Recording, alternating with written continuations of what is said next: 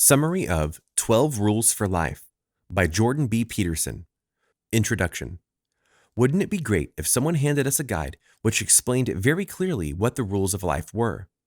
Wouldn't that save us so much time and guesswork in trying to figure them out? Well, Jordan B. Peterson believes that a simple handbook of rules for life exists, at least now that he's written it. And there are only 12 of them. This summary will take you through Peterson's rules for living your best life and teach you some unexpected facts along the way. Through the course of this summary, you'll learn what lobsters can teach us about confidence, what flowers have to do with finding the meaning of life, and what skateboards can tell us about human nature. Chapter 1. Get to the top of the pecking order. You've heard of the phrase the pecking order, right? It's commonly used in conversation, but do you know how it originated? It was coined by Norwegian zoologist Thorleif Skjelderup Ebbe, who was studying barnyard chickens during the 1920s and observed a clear hierarchy amongst the birds. When it was feeding time, he noticed that the strongest, healthiest chickens ate first and forced the sick or timid ones to wait until there were only scraps left. This, of course, ensured that the strong chickens retained their advantage, while their counterparts only grew weaker. The same is true with other species of animals as well. Lobsters, for example, exhibit similar behaviors whether they've been raised in captivity or in the wild, proving that their sense of the pecking order is innate rather than a learned behavior. In fact, scientists have observed that lobsters instigate aggressive fights to compete for the best shelter spots, and that this actually changes their biology. For example, winners possess a stronger ratio of serotonin octopamine, while the ratio is reduced for lobsters who commonly lose. This means that the hormone advantage caused winning lobsters to stay stronger and healthier in addition to exhibiting a more confident posture. By contrast, their counterparts became more timid and curled up out of fear. And as you've probably observed, this behavior is frequently mimicked by humans as well. People who frequently win at life become emboldened by their winning streak, and this causes them to pursue new challenges with confidence. In fact, that confidence is often what enables them to generate further success. Likewise, those who are in the grip of depression or feel that life is never in their favor are more risk-averse and tend to approach each situation as though they already know they will fail. This in turn becomes a self-fulfilling prophecy that reinforces their bleak worldview. So, if you're trying to get ahead in life or break a toxic cycle, the best advice we can give you is, think like a lobster. Strike that confident pose to tell people you're a winner and keep faking it until you make it. Chapter 2. Love yourself as you would others. At first, that saying might sound like it's reversed. After all, isn't it supposed to be love others as you would yourself? But while that's definitely the common expression, it's reversed for our purposes because often we're better at caring for others than we are for ourselves. That's because we're often hyper-aware of our own flaws, and this awareness can lead to self-loathing. As we dwell on all the reasons we believe ourselves to be inferior, we become convinced that we're undeserving of self-care, kindness, or positivity. Because of this, we tend to focus all our positive energy on those we love, especially our partners and pets, and neglect to give ourselves the same kindness. Eastern philosophy acknowledges these toxic patterns through its teachings on the duality of nature. The yin-yang symbol represents the dark side and light side, with the implications being that each side contains at least a hint of the other, and neither can exist without the other. Eastern philosophy also posits that harmony can only be achieved by embracing both and seeking out healthy balance between the two. This balance can be attained by avoiding extremes and illustrated by an example of a parent and their child. Let's say that a parent only wanted the best for their child and was desperate to prevent them from experiencing anything bad. However, if they were to go too far in shielding their child and thus prevent them from learning about the world or exploring new experiences, they would be hurtling towards an opposite extreme. Rather than being protected from negative influences, their child would simply feel stifled and might rebel in more extreme ways to regain a sense of freedom. Neither of these extremes are healthy. So as you seek balance in your own life, remember to not go too far towards the dark side or to go overboard in an attempt at perfection. It's impossible to be perfect, and chaos is unavoidable. So don't waste your time and energy fighting the inevitable. But it's also important that you don't focus only on the things that make you happy. While that might be more fun to pursue only the things that give you warm, fuzzy feelings inside, it also won't cultivate personal growth. So, focus instead on what's best for you in the same way a loving parent would do what's best for their child. A child might not want to eat their vegetables or go to bed on time, but their parent ensures they do because it's healthy for them. So, in your adult life, identify your life's purpose and direction, and then make healthy decisions that will help you attain that goal. Chapter 3. Choose your friends wisely. Have you ever noticed that the things your friends say slip into your own vocabulary before you even notice it? It's no surprise because the more time you spend around people, the more they rub off on you. And while picking up your friends' speech patterns might be harmless, it might be time to get concerned if you notice your friends' toxic habits and traits are influencing you as well. Because we often choose our friends through superficial criteria like common interests or a shared sense of humor, we don't always pause to consider exactly what sort of person our best buddy is. Nor do we always reflect on the impact toxic habits can have on our own personal development. But negative people and bad life decisions have a scary ability to drag successful people down, and unfortunately, that effect can occur just as easily in the professional sphere as in your life. For example, many managers and professionals think that putting an underachiever on a group project with high performers will build that person up and encourage them to emulate their counterparts' best practices.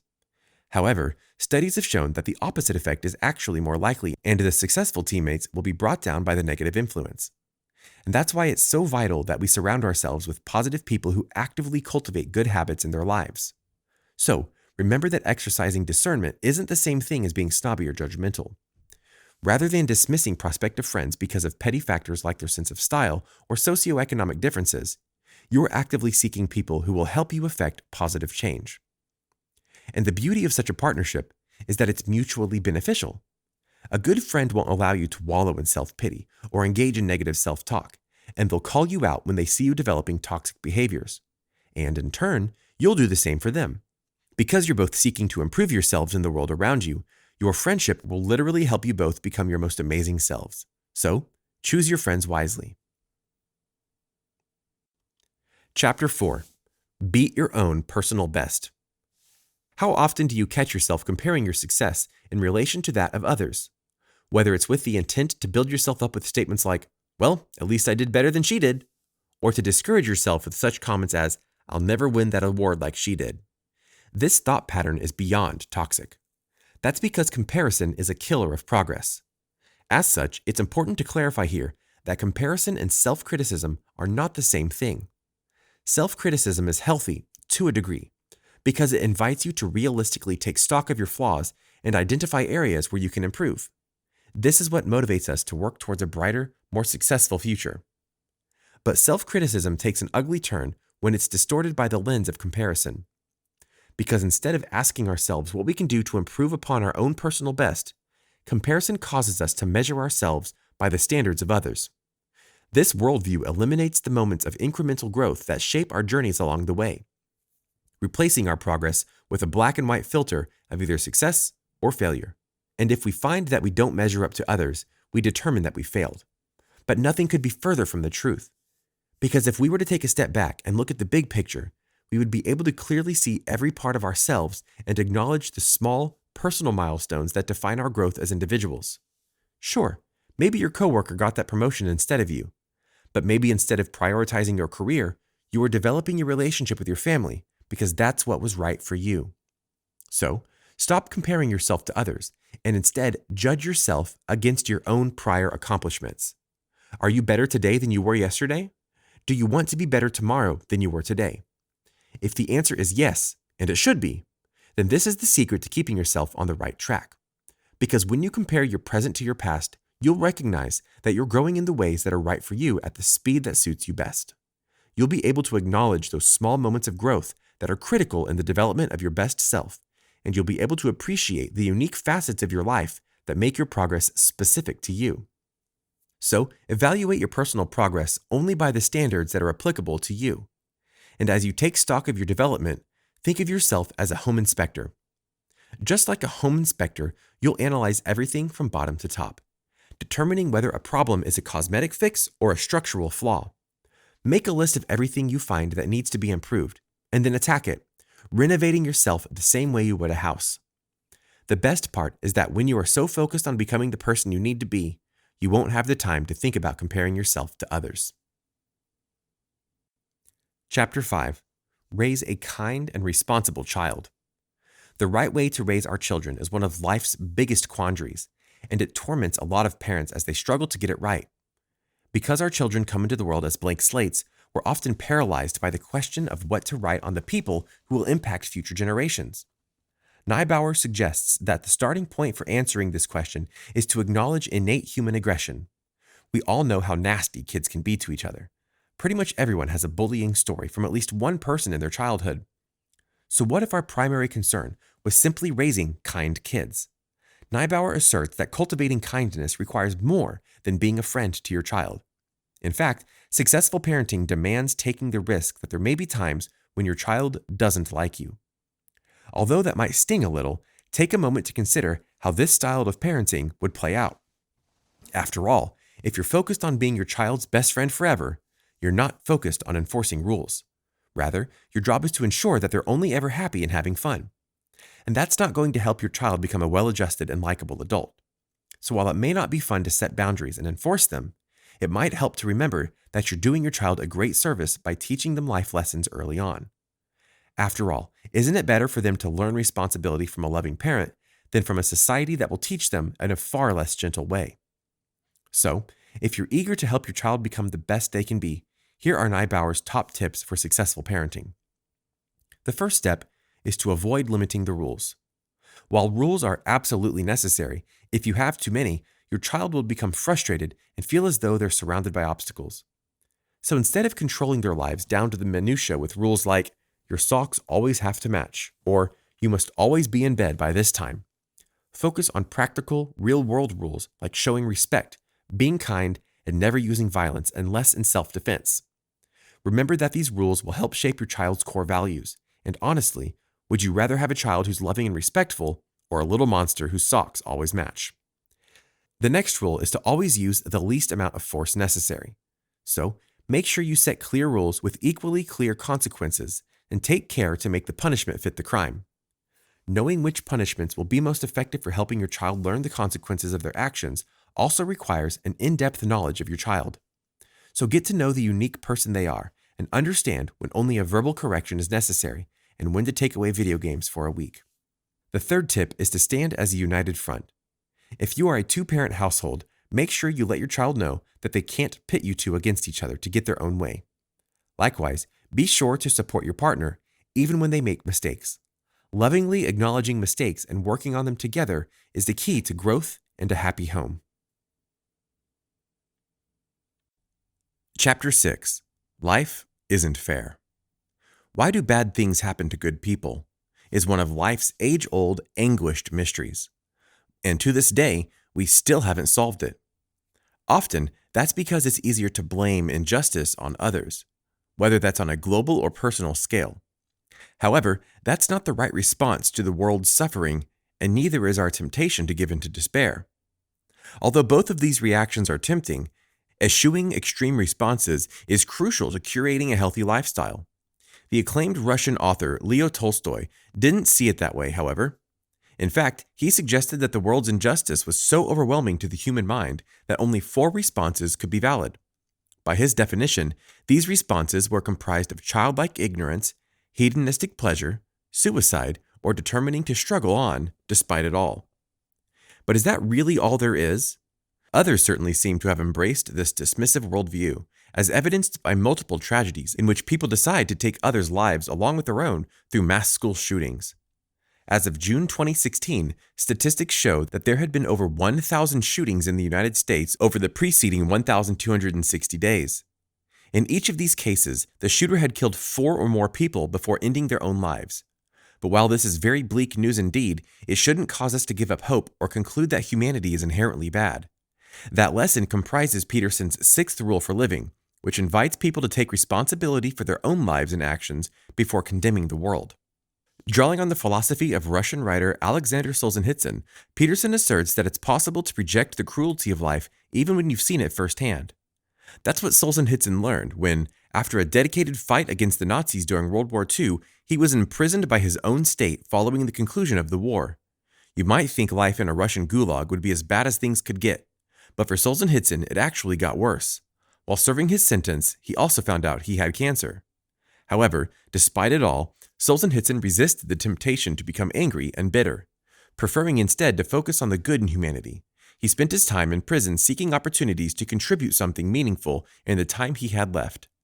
That mission included authoring the book The Gulag Archipelago, a scathing exposé of Soviet internment camps. Not only did this book give Solzhenitsyn added purpose in life, it also played a vital role in demolishing public support for Stalin's brand of communism. Chapter 7. Seek Sacrifice Over Instant Gratification. Have you ever heard the story about the monkey who got his hand caught in the cookie jar? Although his hand could fit into the jar, it was too big for him to slip it back out while also holding a cookie. Because of this, the monkey was forced to choose between giving up and freeing himself from his predicament or holding on to his treat. The story ends with the monkey being captured by hunters, with the moral suggesting that greed is a trap which ensnares us. Chances are, you've probably witnessed similar behavior in human beings. The temptation to pursue what we want, even when it will lead to negative consequences, is a pretty universal experience. But giving into that desire doesn't really make us better people, does it? Unfortunately, this life lesson is connected to our previous chapter because unhealthy choices are often side effects of despair. If we view the world as bleak and miserable, we naturally seek to alleviate our depression by pursuing any pleasure that will make our existence more bearable. This often leads to the justification that something can't be wrong if it makes us happy, and that type of rationalization can be a gateway to very bad decisions. So how can we combat this? Peterson suggests our best recourse is to pursue sacrifice over instant gratification. That's because sacrifice puts better things into the future through relinquishing instant pleasure in the present. And we sort of know that already. After all, we sacrifice things we'd rather be doing to go to work every day and earn a living. But that type of sacrifice is still in the interest of personal gain because we do it to facilitate our own survival or save for the promise of a vacation later on. However, Peterson argues that true sacrifice, the type we need to pursue in order to become kinder, happier, and more well-adjusted people, is defined by the things we do for others. So instead of pursuing selfish, instant pleasures, consider giving up a bit of your time to volunteer and make a difference in someone else's life. When you concentrate on the good you can put into the world, you take a break from your negative worldview and allow yourself to be driven by positive influences. You might find it helpful to think of the lotus flower as an inspiration. This plant starts its life at the bottom of a muddy lake and slowly rises to the top in small increments of growth until it bursts through the water to blossom in the sun. You can experience the same type of growth by prioritizing sacrifices for the good of others over instant gratification, because selflessness not only reinvents your worldview, it makes you a better person. Chapter 8. Stop lying, even to yourself. We all tend to lie to ourselves in one way or another. Whether it's by telling ourselves we're going to meet a certain goal without putting any work toward it, or in deluding ourselves about our flaws, we're all liars. The Austrian psychologist Alfred Adler called this habit life lies, and defined them as the things we say and do to get what we think we want. That distinction, what we think we want, is important because it acknowledges the fact that we often trick ourselves into craving things that ultimately aren't good for us. The same is true of our ability to convince ourselves that we already know everything we need to know. This is an especially insidious lie because if we assume we already have the right tools for self-improvement, we lose all willingness to learn and grow. So Peterson's 8th rule of living is stop lying and tell yourself the truth. Hone your self-awareness and learn to recognize when you're telling yourself one of those life lies, and then work to fix it. Realigning your goals and your personal truth can help you get your life back on track and be honest about your progress. Chapter 9. Engage in healthy debate. If you spend any time on social media at all, you know it can often be a hotbed of conflict and scathing criticism. People often take offense far too quickly and lash out by spewing hateful things at random strangers on the internet. This behavior has, regrettably, come to characterize the state of conversation in our society and is an utter perversion of what healthy debate used to mean. Reclaiming your ability to engage in genuine conversation requires returning to the truths of ancient Greek philosophers who understood that respectfully challenging someone's idea is not the same as attacking that person. Following this method taps into Peterson's ninth life lesson, which is to listen to what others have to say and assume that you have something to learn from them. Instead of treating your conversation as a competition, looking for opportunities to prove that you're right and the other person is wrong, or looking for reasons to take offense, simply focus on listening. You might disagree with someone else, and that's okay. Even in those cases, you should still approach all conversations by following the simple method of listening and then summarizing to recap what you have heard out loud. Rephrasing what you understood in your own words is a great way to communicate with the other person and ensure that you heard them correctly. It also shows that you care to truly hear and take in what they're saying. Chapter 10. Confront complexity with clarity. It's no secret that life can be confusing and our relationships with others can sometimes be even more complicated. However, we can alleviate part of that confusion by acknowledging that sometimes the reason we fail to understand things is because we only pay attention to the details that interest or make sense to us. And while that's a natural human inclination, after all, we're not physically capable of thinking of everything all the time, our inability to see the big picture can often make the world feel extra chaotic. That's why we need Rule 10. Use precise language. Confronting the world's complexities with the clarity of precise language is invaluable because it helps us to break down complex concepts into simple, bite-sized nuggets of information that we can understand. By simplifying the situation through precise terminology, we can establish order in our lives. Whether the issue lies in our car breaking down or our bodies getting sick, by specifically articulating symptoms, we can start to take back control. The same is true of conflict in relationships. If your feelings are hurt or you're seeking to tackle an issue of your partner's, precise language can help you articulate the problem in a simple, honest manner. Chapter 11. Avoid suppressing human nature. As today's society attempts to correct a culture of injustice, it can be difficult to know where the lines are. Our effort to combat the ills of toxic masculinity sometimes leads people to stigmatize men and masculinity altogether. And that shouldn't be the answer. While it is extremely true that men have behaved deplorably for centuries and used their power to manipulate, stigmatize, and discriminate against women, people of color, and many other groups of people, we shouldn't unfairly direct our sense of outrage at all men. This worldview leads to destroying rather than fixing a problem or creating a solution, and that shouldn't be the aim of social justice. Instead, we should concentrate on blending our differences to achieve a harmonious future. Because many men, just like women, are aggressive and dominant by nature, and those traits don't have to be a bad thing when they are channeled in the right direction. With encouragement and guidance on how to avoid becoming part of the problem, men can channel those personality traits into accomplishing amazing things that contribute to the greater good of society. And to illustrate this point, Peterson considers the example of skateboarders. He once noticed that, on the grounds of the University of Toronto campus, some young skateboarders were demonstrating amazing feats of agility and balance. However, because social norms often categorized skateboarding as undesirable or deviant, the city officials decided to ban skateboarding on their campus. This policy failed to consider the teens' dedication, prowess, and willingness to embrace physical risk, and instead criminalized their behavior. Peterson argued that this was a mistake and suggested that the same is true of any instance where we vilify a certain group of people. Instead of holistically stigmatizing one group, as illustrated by such statements as, "all men are trash," we should be willing to embrace new perspectives and talents that are different from our own. Ultimately, that is the worldview which should drive our society, because it invites us to make rules that protect us without suppressing the good qualities that different people can bring to the table. That's why life lesson number 11 is, don't bother young skateboarders. So whether it's skateboarding or men being persistent and aggressive, we shouldn't criminalize behavior unless it's actively hurting someone else, because then it really is a part of the problem. Chapter 12. Celebrate the little things. We've already touched on the fact that life is often full of sorrow, but it's important to remember that life is also full of joy.